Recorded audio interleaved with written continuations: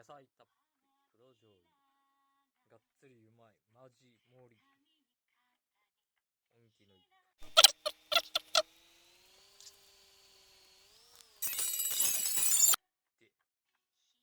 で、ニンニクの匂いが結構しますね。で、まあ黒醤油すごい濃いです。色がね。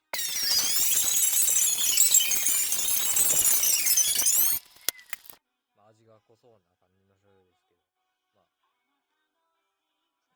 食べてみたいと思います。東洋水産株式会社、略さもそうです。港区、港区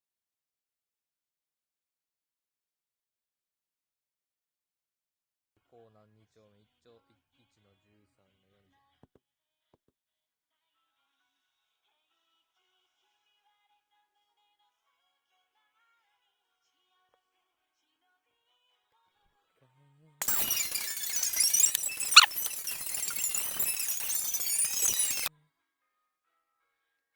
長尾小宮さん。まあ野菜の量が多いですね。ね。